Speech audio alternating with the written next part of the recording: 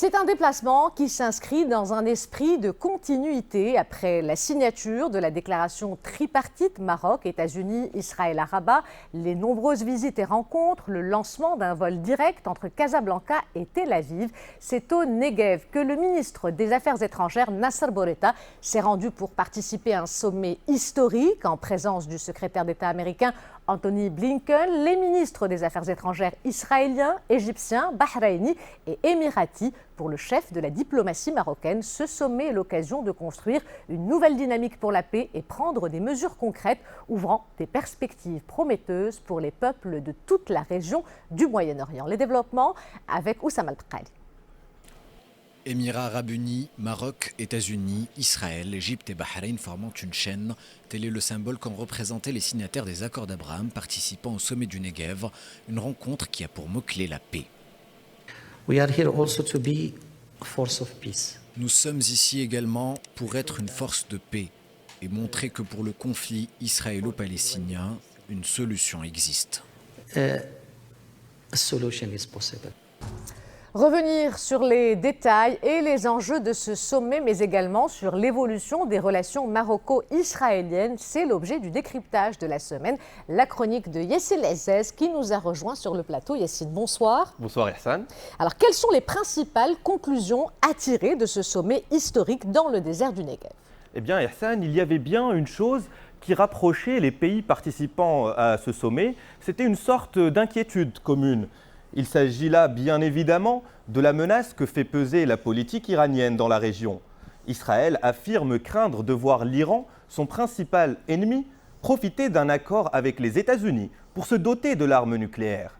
Concernant cette épineuse question du nucléaire iranien, l'État hébreu partage la même inquiétude que les Émirats arabes unis et le Bahreïn. Des discussions sur des échanges économiques, technologiques et sécuritaires ont probablement eu lieu, mais durant la conférence de presse de bilan, il était surtout question d'Iran. Le conflit israélo-palestinien était également au cœur des échanges. Anthony Blinken considère que ces accords de paix régionaux ne sont pas un substitut au progrès entre Palestiniens et Israéliens.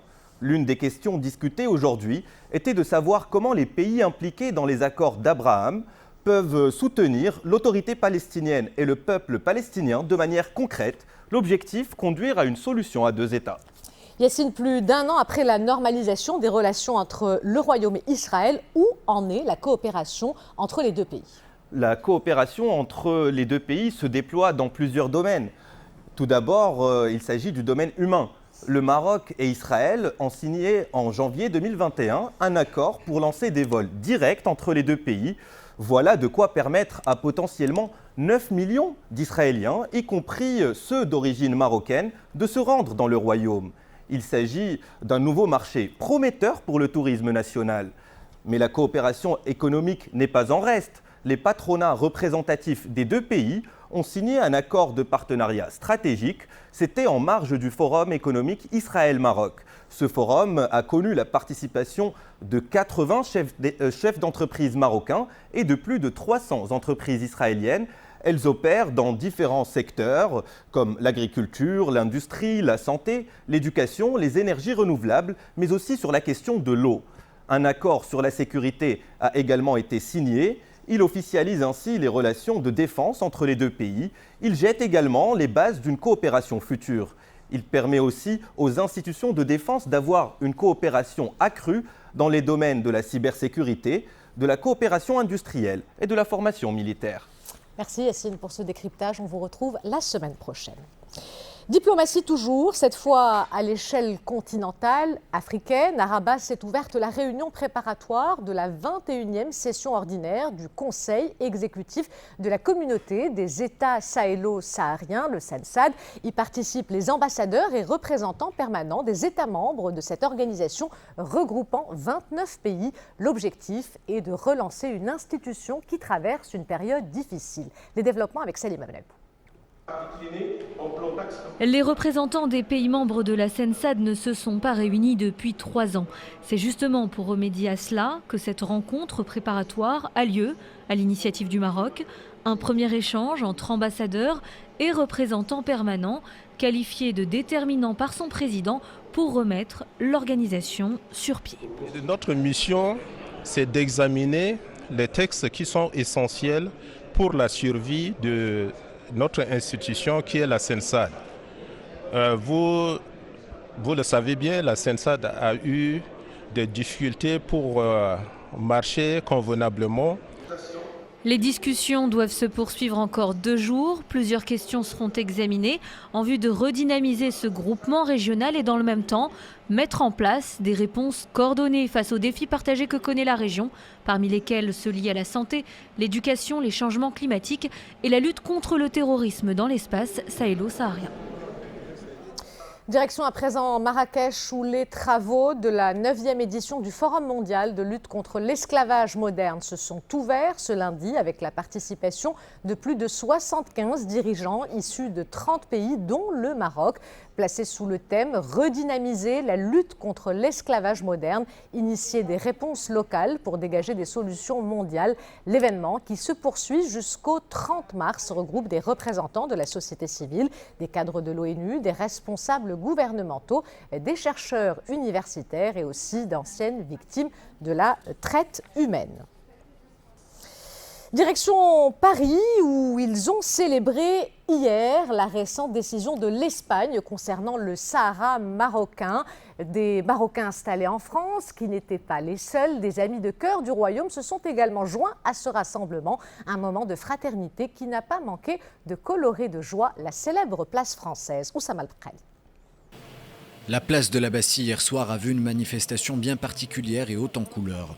Au rouge et vert du drapeau marocain se sont joints le blanc de l'Algérie et le jaune espagnol, une union des peuples derrière une cause. Nous sommes ici pour soutenir la solution du plan d'autonomie du Sahara marocain. Vive le roi, vive le Maroc et vive l'Algérie.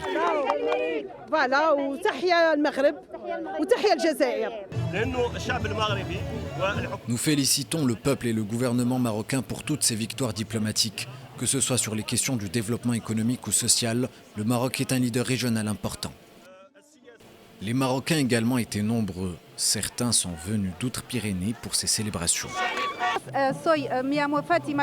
Je suis ici à la place de la Bastille pour exprimer ma grande joie quant à la reconnaissance de la marocanité du Sahara par l'Espagne. Je viens de Suisse pour célébrer avec mes enfants la décision de l'Espagne et leur transmettre cet amour de la patrie que nous portons en nous. Dans la joie caractéristique du Maghreb, les chants et les slogans célébrant le Maroc n'ont cessé d'être retentis par une foule animée d'un vivide amour de la patrie. L'actualité internationale toujours dominée par la situation en Ukraine. Au 33e jour de l'invasion russe, les négociations entre les dirigeants russes et ukrainiens n'ont une nouvelle fois pas permis d'avancées significatives. La situation humanitaire à Mariupol dans l'est du pays est décrite comme catastrophique. Au moins 5000 personnes ont été tuées, des milliers d'autres vivent dans des conditions très compliquées, sans électricité ni eau potable. Les développements avec Shazia El-Hammari. Un après l'autre, ces Ukrainiens franchissent la frontière polonaise cherchant refuge loin des bombardements. Ils sont désormais plus de 4 millions à avoir quitté l'Ukraine pour des pays limitrophes. Pour ceux qui ont décidé de rester, la guerre est bel et bien présente. Après 33 jours de conflits armés, des routes désertes, des maisons ravagées. Dans ce village près de Kiev, les habitants tentent de faire face. Notre jardin près de la maison a été touché par un projectile. Il y a maintenant un grand cratère. Ma mère a même été éjectée par l'onde de choc. Heureusement, elle n'a pas été blessée par les éclats de verre.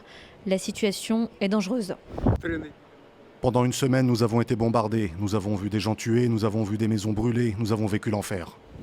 Sur le terrain, les combats se poursuivent du côté russe comme ukrainien. Dans le même temps, de nouveaux pourparlers doivent s'ouvrir en Turquie et la question de la neutralité de l'Ukraine devrait être mise sur la table.